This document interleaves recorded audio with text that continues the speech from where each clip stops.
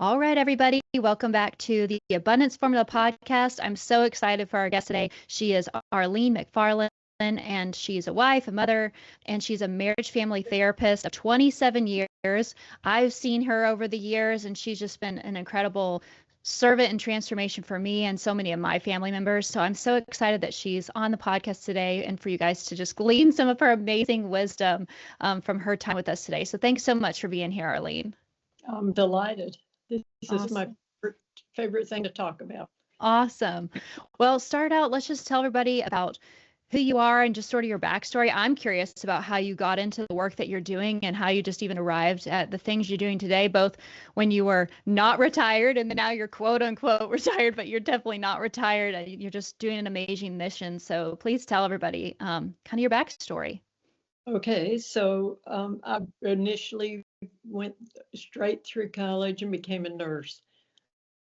Nursing, I practiced as a pediatric nurse, an emergency room nurse, a med-surg nurse, and then I went into teaching and had to get a doctorate in nursing, which when I did had a focus area, and I chose marriage and family therapy as the focus. So after 30 years of nursing, I'm a therapist. Never really planned it. It just happened because we happened to move to an area that didn't have a university for me to teach in. So I thought, well, my husband suggested, what about your marriage and family? Why don't you pursue that?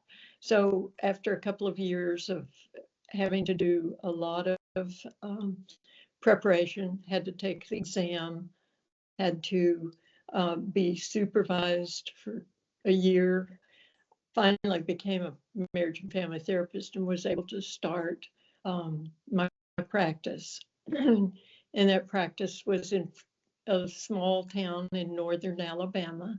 And I loved every day that I went to work. I looked forward to it.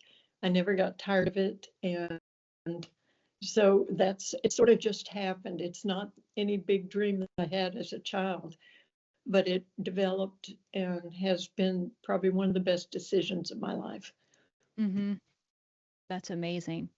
Well, tell everybody kind of how, like, one of the things I think is incredible about your story is both how many years did you do it before then you've had your cancer diagnosis, which then you've just had this amazing miracle of a life, though, like that tell everyone kind of what that looked like in this shift and this sort of conversation you had with God where he's like, wait a minute, I want you to keep doing this work, and what that's Well, looked like. okay. So I was in my practice. I retired at the beginning of 2018, and I wasn't diagnosed until 2020. So I worked all those years cancer-free, worry-free. And then when the diagnosis came, I dealt with the diagnosis. At first, it was a little bit scary to know you're going to die. But I woke up every morning after talking to myself a little bit, woke up every morning believing and knowing I'm alive today. And in these years since 2018, I feel like the Lord has given me an extra treat, which is to be able to provide counseling for our church or sponsored by our church for free to anybody that wanted to come. And so I've been doing that for 5 years. Mm-hmm. Yeah, that's so incredible because it's such a gift. There's so many people, like, with the work you do and the healing and transformation you help people with. It's stuff that unfortunately is very expensive in the world. It's for people that are very good like you. Well, yeah, it is expensive, and one of the best tools that I've been able to use in this practice is the tool called EMDR. Mm-hmm. And I've been doing that since the very beginning of my practice. Yeah, what led you to discovering EMDR and wanting to really specialize in being able to use that as a tool? Well, I was at a national conference and EMDR was discovered in 1988, and they were telling me about this in the conference, and I thought, this sounds kooky. But I went back home after the conference, and I had a few clients that were used to me pretty much, and I said, I learned something at a conference. I want to just try it. I'm supposed to be trained to use it, but I want to just try it. So we experimented, the client and I experimented a little bit, if they were willing to try something that was kooky. And lo and behold, it worked every time. So I decided then, after about 3 or 4 clients that got great benefit, I said, I'm going to go get trained. So I went to the training. I had to go to Atlanta to get the training, and I've been using it every day since. Mm-hmm. Tell people kind of what it is and why it works so well. Yeah. Okay. Like I say, it's my best tool, and I've used it for 8 years. And I've got this concept in my mind of how it works. A little different than the way the books talk about it, but that's what I'd love to hear. Yeah, well, so EMDR seems to work by changing the thought pathways. It's like we all have a brain full of emotions, full of thoughts, and those emotional responses to the thoughts send messages to zip codes in our body. And as a result, we get things like stomach aches, headaches, we get panic attacks, we get backaches, shoulder, neck, muscle tension. We get all kinds of physical exhibitions of what we're thinking. And sometimes we don't even know what we're thinking. But EMDR seems to take those thoughts, reprocess them, and lay them back down in your brain in a much healthier manner. That's the best way I can explain it. Mm-hmm. I can give you plenty of examples. Yeah, give us some examples that'll just kind of bring it to life for people. Okay, probably the number one thought that causes problems. And by the way, most problems are caused by responses in and between individuals. So we're talking about relationships. Most problems occur in relationships, almost all do. And so in a relationship, we can get the thought that we'd like to really change somebody else. And so we can boil that one thought down to, I have no control over that person because they won't change. And I've tried everything to get them to, to be kind, or I've done everything I can to get them to quit eating so much, or I've done everything I can to get them to be healthy and exercise. So we have no control. That's probably the number one thought that causes people anxiety, causes them stress, causes them to be mean and angry, fearful. So when we start with that one thought, I have no control. The way EMDR works is that we have to look at all 3 aspects of the brain, which is the thought, I have no control, the visual image of what it is we can't control, all of our attempts at trying to control, and then inside of our body, the body tells the story. I have no control. It usually goes to the stomach or to the heart and lungs, or gut. So, people have to focus on that visual image and that thought, and they begin to realize, oh, good night, I'm getting tightness in my stomach. Mm-hmm. So we have all 3 components: the physical, the emotional, the visual. The emotional is coupled with the thought. So we've got those 3 components. We focus on them, using bilateral stimulation, and bilateral stimulation is something that can be done either through eye movements, which looks sort of like, if I was just moving my finger in front of your eyes, it would be the eye movements going back and forth. It would be audio sounds, Mm-hmm. either through some kind of a file that's engineered specially to deliver stimulation from one ear to the other. It just quietly goes from one side to the other, or through touch. And I've discovered that I have to use touch. I cannot use bilateral audio stimulation. I cannot use eye movements with anybody who has a condition called ADHD, or Mm-hmm. they have a hard time focusing and concentrating. Mm-hmm.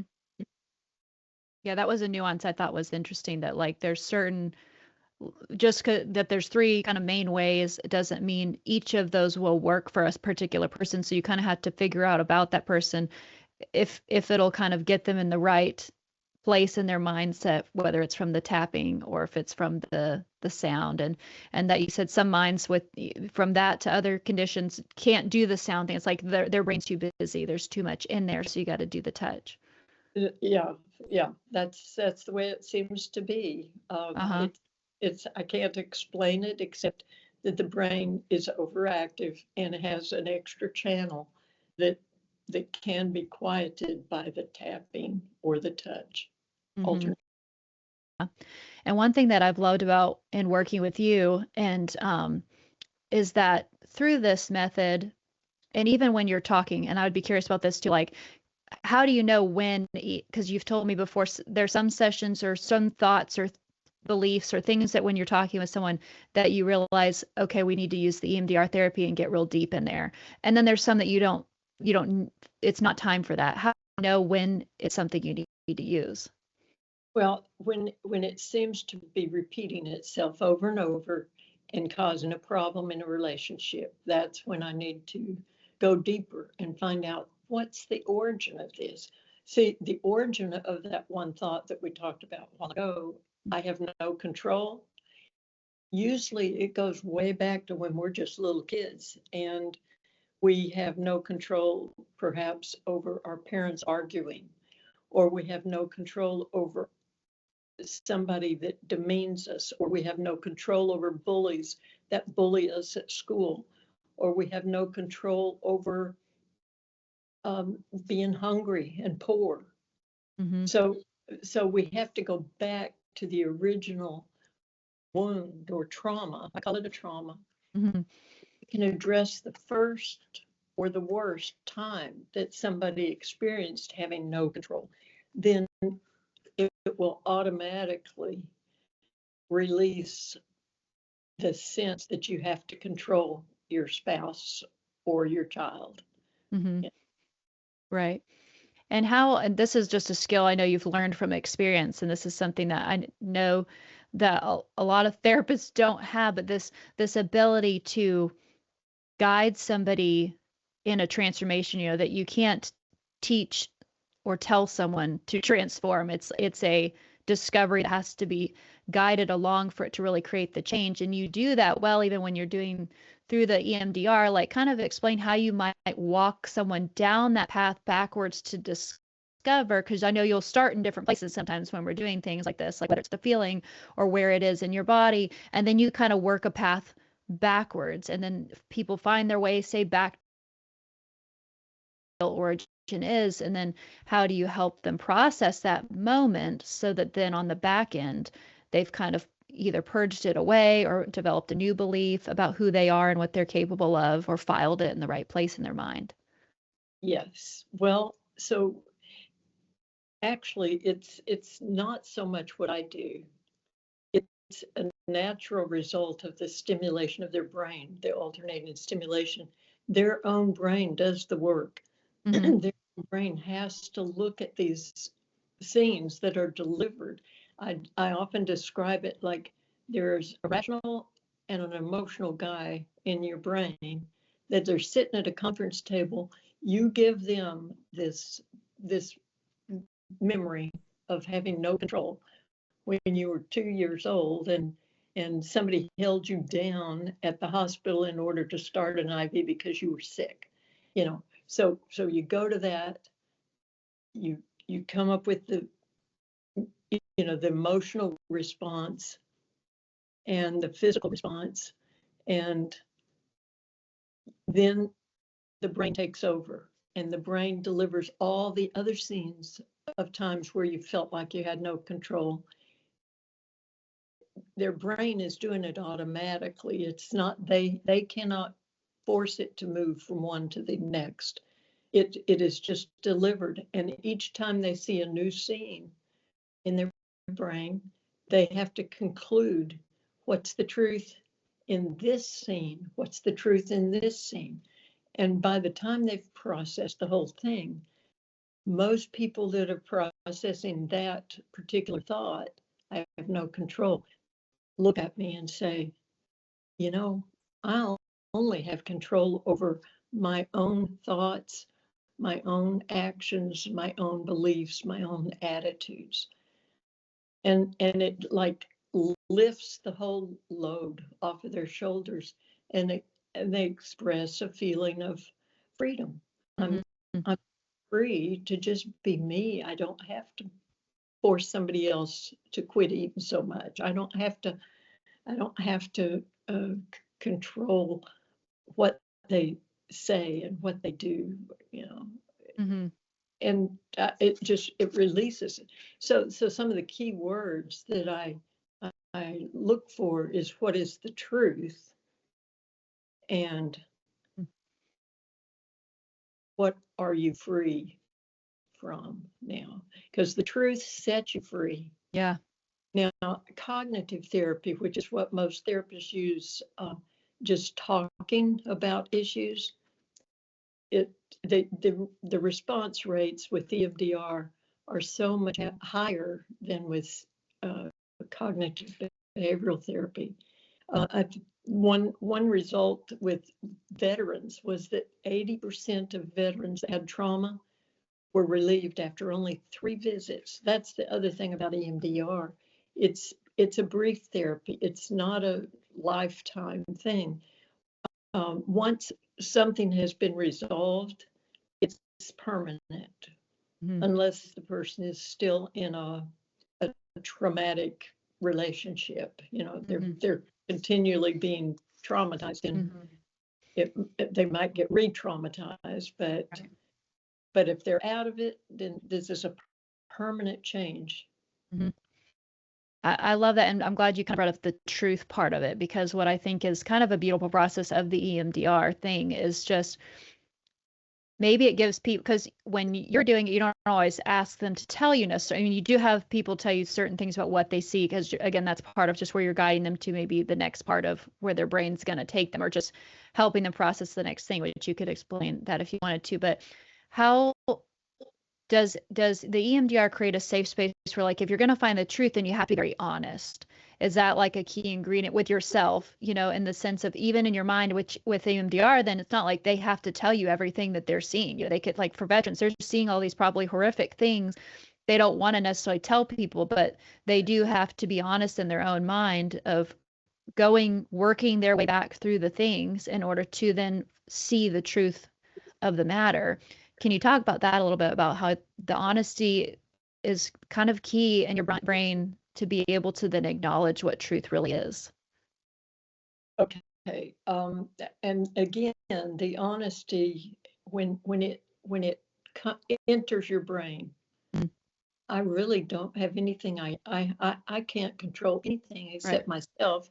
When that truth comes in, it gets locked in a new pathway, and it erases the old one of, I have no control. But now sometimes you mentioned something about safe. How do they find the safety? If a trauma has been really, really complex and severe, then I usually, first of all, create a safe place that they can resort to if they get really, there's something called ab reactions that can occur during EMDR. in my 30 years of 27 years of doing it, I think I've only encountered that 3 times. But in order to avoid an ab reaction, I have to have the truth from them, first of all. Mm-hmm. Most of the time when the ab reaction occurs, they didn't tell me about their very worst trauma. They couldn't acknowledge it. So they've got to be honest with me. But if I give them a safe place, I can withdraw the EMDR. We quit the EMDR, and I have already installed through EMDR a safe place, a place that they have found in life as being peaceful and safe. And a frequent place is like standing on the beach, listening to the seagulls, and the waves are just gently coming in on the shore. And that's a safe place, and they just immediately shift their brain to that place. That's the only time they do something active. Yeah. See, I think that's like so interesting how it's like we watch some of the stuff in movies, like it's kind of a fringe event, but it's like just from doing it, it's so interesting how it's a real world in your brain, and that it's complex, but it can be navigated. And there's so much how God made the brain to heal and rework and reprogram. And that's what I've always said. It's very important whoever you have be your kind of guide with the EMDR, because you're creating, you're accessing a computer that's very complex and deep, and to do that well is a gift for sure. Oh, it kind of does itself. It's not like, again, it's not me. It's the brain that God gave people. And it is, I'm glad you brought that up, because every time the conclusion is very much a message from God. Even though they don't believe in God, I can tell it's a message from God. It may be nature shows up at the end that brings the peace or brings the resolution of the negative emotion.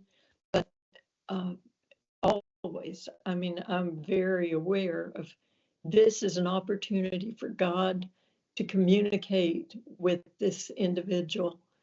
And sometimes he's got a great sense of humor. And it's just been fascinating for me to watch as it takes place. But there's no way you can make any of this happen. It just occurs because the brain is so capable. It's like a computer, and it's defragging when we're doing EMDR. It's taking away the faulty thoughts and replacing them with the truth. And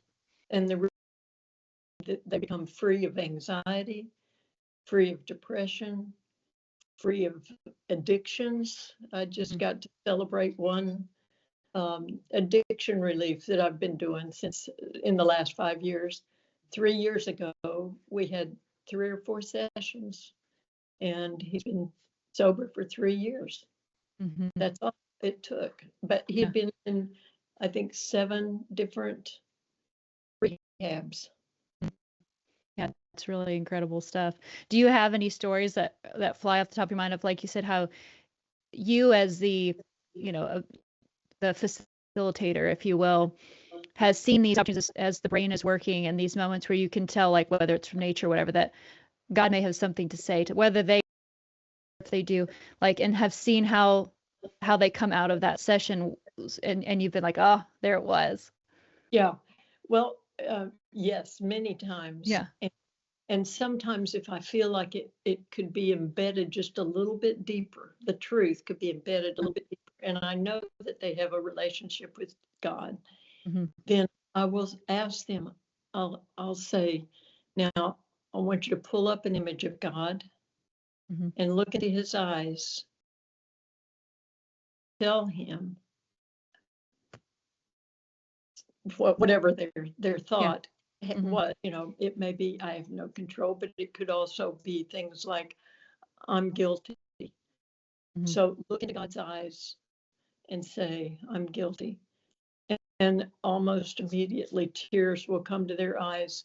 And after a few minutes of a conversation with God in their brain, they say, I'm forgiven. And so that thought gets converted from I'm guilty to I'm forgiven, and there's nobody otherwise. It's a solid, permanent thought. And they're free of guilt for the rest of their life, you know? Yeah. No, And that's because so of cool. that, because of the gratefulness of being free, they don't go back. You know, they serve God by representing God's character to all the other people around them. People understand that they're not guilty either. Yeah, that's so cool. It's interesting. I don't know if have you ever heard of this guy named Jamie Winship?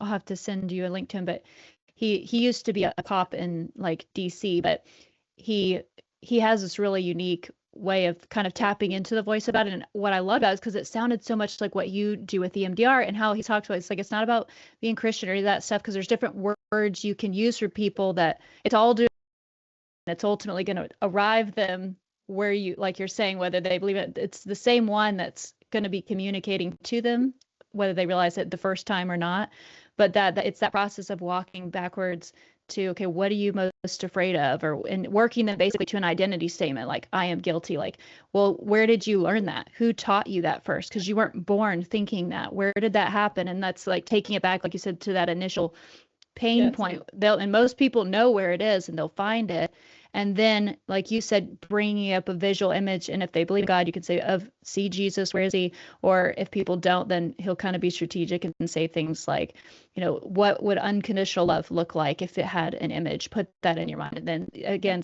tell him or what you see what you think of yourself and or write it on a piece of your whatever visual like you said bringing the visual into your mind and then write it down it is and give it over and then watch what he does with it and it's always like something like throws it away gets rid of it dissolves it whatever it is and then he asks him like you do and I know you've done this to me in my sessions before to speak to him and say you know who do you call me and then they'll hear it right back you know and and then write that down and it changes their truth you know and that false identity that's now the symptom that's kind of spread through the rest of their life and it's a really cool thing how the brain can do that. How is it that as far as even how the brain works? Because like I said, he's not even doing EMDR. He's just working with the brain in that fashion of like bringing things he's said before, but I forget as far as the science of it, the importance of bringing it to the vision, like the vision dream part of the brain, as opposed to kind of where the fear center of the brain is and why that works.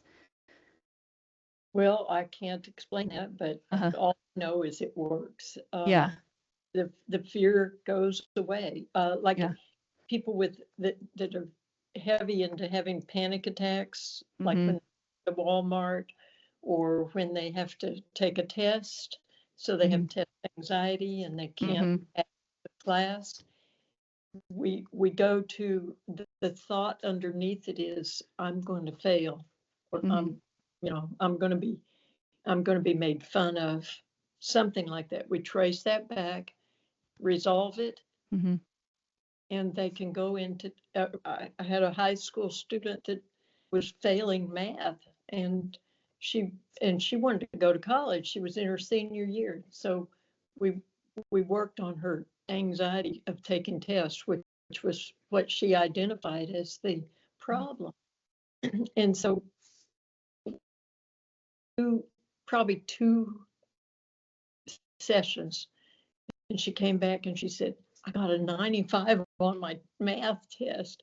Nice. And she didn't have any anxiety while I was taking the test. She says it was amazing.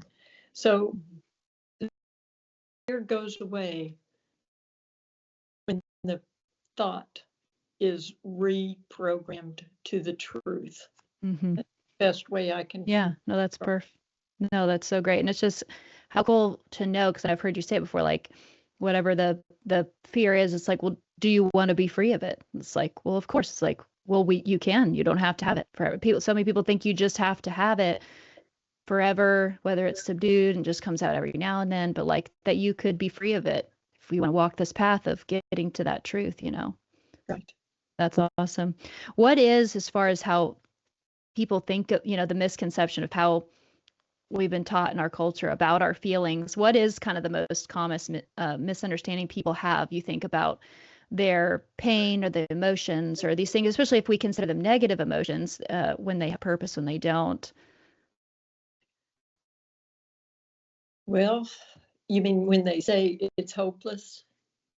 Yeah, just kind of what we're taught of, like, or even just like that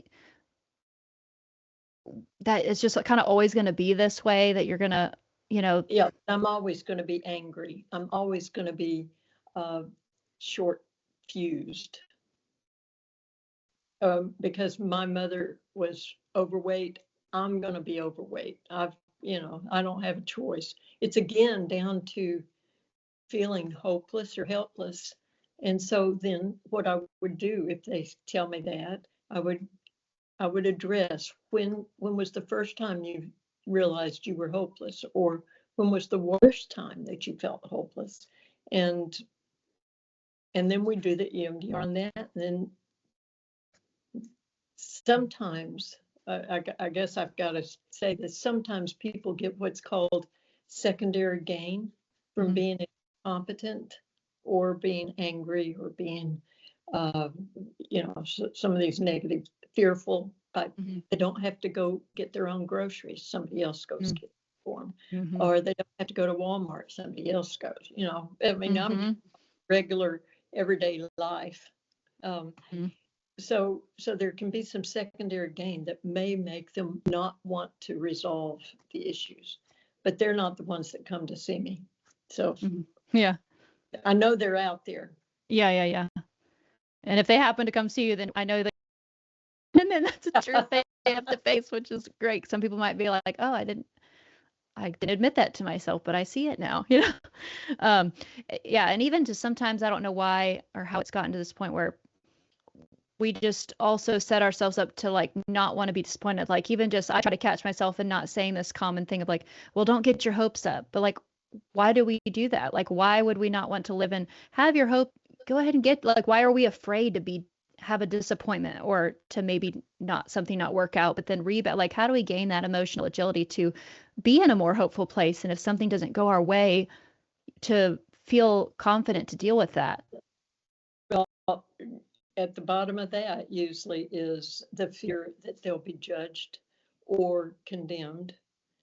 And so when they realize that they do their best, whatever they do is their best, then they're no longer afraid. But that comes through, again, EMDR, when they feel like I'm I'm inadequate, or I'm bad at whatever they want to be good at. In fact, um, I've used this over the years for performance enhancement. People that were singing or they got their first gig on a play at the community play house, and they had to sing solos, and tried out. Their voice was real quivery, and so they came. Their mother brought them. I mean, it was just a 13-year-old girl, and she was supposed to sing the lead part, and she was so nervous. And it was because she was afraid that she would fail. So when we did the EMDR on it, I went to the play performance. She did a gorgeous job, and you would have never dreamed that she had never done anything like that before. It was a great, great rendition. I've had golfers that wanted to improve their golf game, and they get better at they call them the yips that make them jerk or something. Anyway, they get better at their game. One little boy came because he wanted so much to be a good basketball player, and he knew he could do better, and he wasn't doing well at all. Well, once we had about 3 sessions on using his brain visualization of making his shots. He was in high school, and he went and really improved his basketball game. And by the end of the season, they were yelling his name Mm-hmm. over and over. You know, he was the star of the basketball team. So it can wipe away those fears, Mm-hmm. but those those fears don't have to be inside of us. Mm-hmm. So from that standpoint, interesting thought of just, yeah, for someone wanting to raise their performance at a particular thing, do you still start with the, okay, let's figure out why you're afraid of this, and then shift it to, now let's visualize the success? Is that how that process works? Yes, Okay. we visualize, you know, like in a golf shop. Okay, I'll say, okay, get your iron out in your mind, Mm-hmm. and if that's the problem, and Yeah. hit the iron, and the first one that they see may be kind of going off to the left or the right, and they're not happy with it. And I said, okay, so what was it that caused that? And they said, well, I didn't turn my shoulders, something like that. Mm-hmm. So then they focus on, okay, the next swing, focus on that one aspect and see what happens. And they do, and lo and behold, the ball in their brain Mm-hmm. goes straight and far. And Mm-hmm. they do that over and over a couple of times. And they realize, okay, I've got my muscle trained. I don't know how it works, but it Yeah. works. That's all That's I'm going to. Yeah, that's so cool. Well, and I think it's Tiger Woods has talked about that too, like that he does visualization of practicing the courses in his head, like at Yes, night. Uh-huh. yes, visualization is real important with golf, and that's why it works so well in EMDR. But it Hmm. does actually reprogram some of the neurons that communicate with the muscles. So it's fantastic. That's cool. One thing I wanted to ask you about, because I feel like a lot of people probably struggle with this, is this concept of being able to, when things happen, so we get ourselves all back on track from our, stuff in the past, but especially from when we're kids and we don't know better, as far as managing our thoughts. But so, what are some of your best tips to help people when they're going through life and stuff happens to separate like thoughts from the thinker, like from ourselves and what's truly true? To stop and ask yourself the question, is it true? Hmm. Is it absolutely true? And when I'm thinking this thought, who do I become? And the fourth thing is, if it's impossible to think this thought, who would I be then? So I ask them to figure out, how powerful is that thought over their being? Hmm. And then if they have reached the point where they recognize that they have only control over their own thoughts, their own actions, behaviors, then I say, is it possible that you could choose another thought that is true or truer? Hmm. And they consider it a minute and they think, yeah, I guess I could choose that thought instead. You know, instead of I'm bad, I could choose I do my best. And when you choose that thought, it automatically gives you a lot of relief. Hmm. Yeah, I love that. That's so awesome.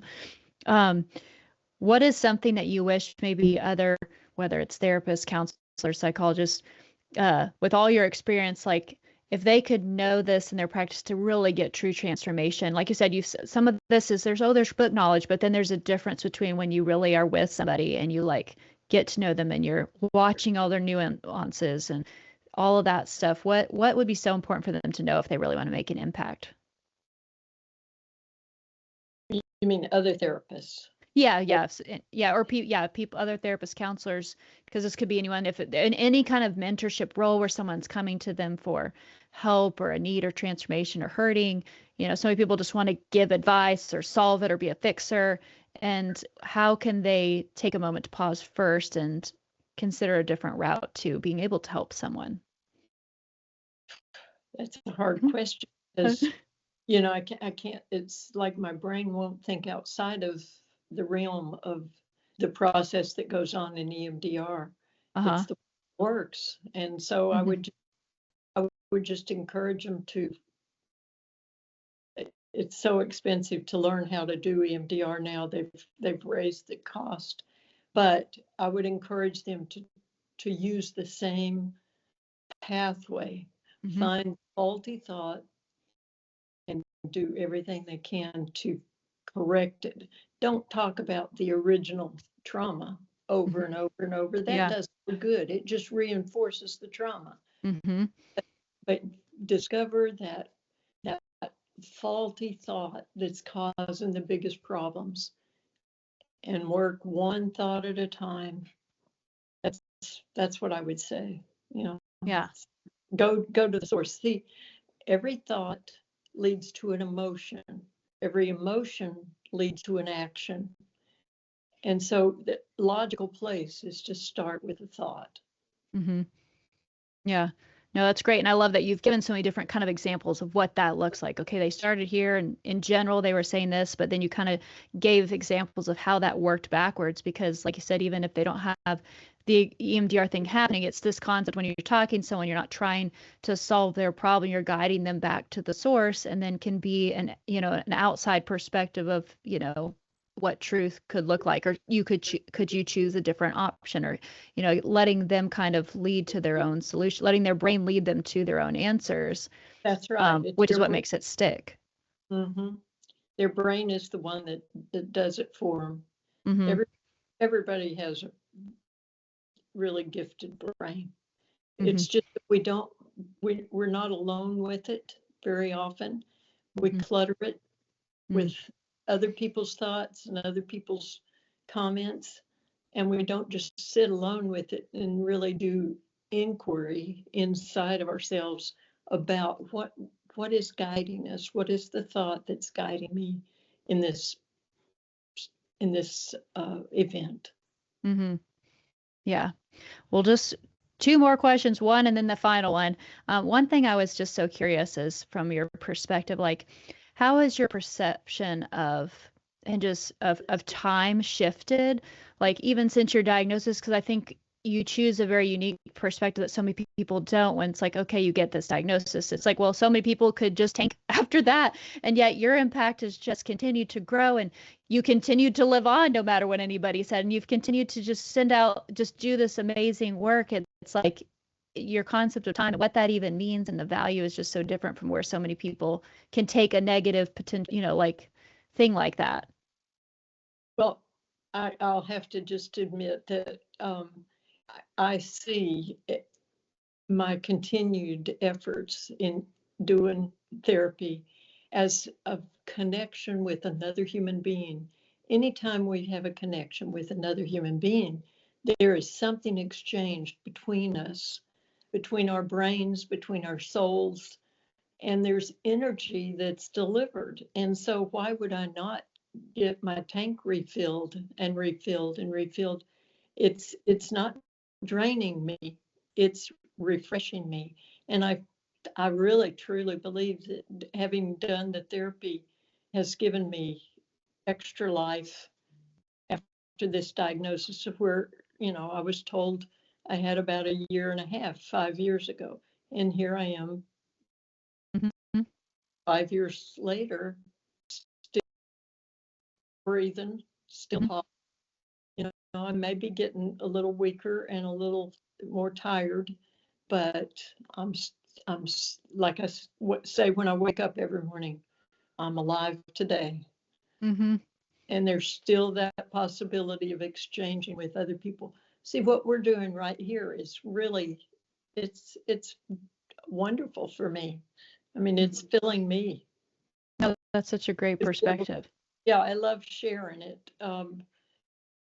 Because it has made such a difference in so many people's lives, and I just want more people to be aware of it and more people to take advantage of it. Mm-hmm. No, that's a great perspective. It's breathing life into you to continue to get out and interact and have purpose and be with others and to love. That's so great. I believe it. I believe Yeah. it. I love that. That's great. Well, to the final question, I love asking all my guests and hearing everyone's different perspectives. But what does living an abundant life mean to you? And if someone were to ask you how they could just start to build an abundant life for themselves, what would you tell them? Oh, that's a loaded question. I would say an abundant life is a life free from fear, free from, uh, yeah, fear is the best thing, because I see that there are really basically only two emotions in this world. One is fear, one is love. And so when love casts out all fear Mm. and the fear is gone, life is abundant. And when you have abundant life, you have joy, you have peace, you have comfort, and there's nothing that can rob you of that. When you have the exchange between individuals, that brings and delivers love, it's like I said in the beginning, it's all in our relationships. And so in our relationships, we get to infuse love. We can't force somebody to infuse love into us, but we can infuse it and get it going, get it started. Yes. Oh, I love that. Thank you so much for being here with us today and for giving us your time and your love and your attention. It's just such a blessing. It's been an honor to have you on the podcast. Well, it's a real honor to be able to do this, Gina. It was really fun. It was Yeah. really Oh, thank you so, so much. All right, I'm pausing it real quick.